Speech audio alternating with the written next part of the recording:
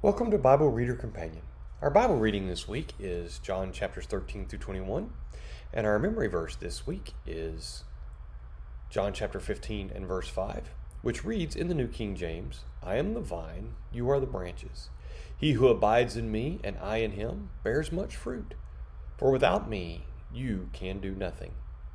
We've looked a lot this week about Jesus' discussion in John chapter 15 with his disciples about this relationship with him that we need to have and what it involves.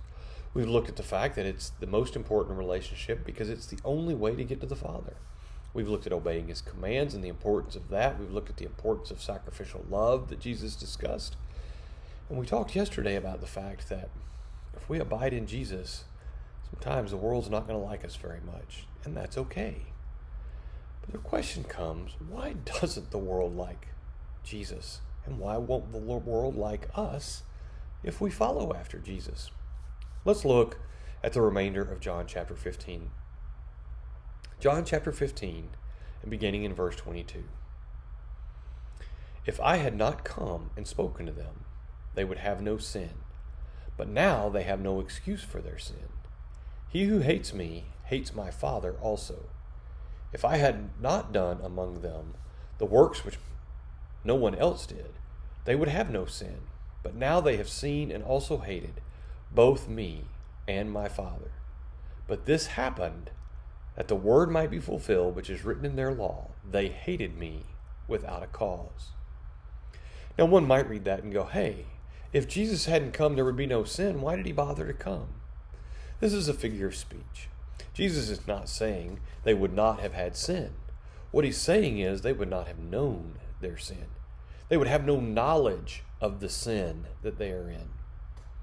Jesus came and he exposed the Pharisees and others and the sin that they were in, and he exposed that all men are in sin and all men are dependent upon him to have salvation.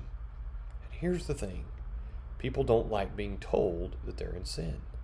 People don't like being told that they're wrong. People don't like being told that they need to change. Now, we have two ways that we can react when we're told that we're wrong and we're in sin and we need to change. Well, I guess there's multiple ways. One way is we can ignore it. We can just let it go.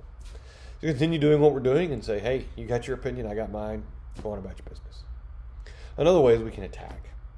We can go and we can say, I'm going to do everything I can to stop the person who's telling me that I'm in sin and telling me that I'm wrong. And we see a lot of this in the world today.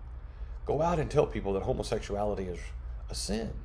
Go out and tell people that transgenderism is a sin. Go out and tell people that adultery is a sin, that you can't just go around and sleep with whoever you want. Tell people that divorce is a sin. You can't just go out and get rid of your wife or your husband and marry somebody else because you're not happy. Go out and tell people that anger is a sin. Go out and tell people that envy and covetousness and greed are sins. Go out and tell people that selfishness is a sin. These are things that Jesus taught. These are principles that his disciples taught. And you know what? As we looked at yesterday, the world didn't like it. The world does not like being told that they are in sin. They don't like being exposed for who they are. Now the question is, do we? We have a choice. We can, when we are confronted with the fact that we are sinners, we can ignore it, we can fight back, or we can abide in Jesus. Will we abide in Jesus? As our memory verse says, I am the vine, you are the branches. He who abides in me and I in him bears much fruit. For without me, you can do nothing. Thank you for thinking on these things, and we hope you will join us again next week.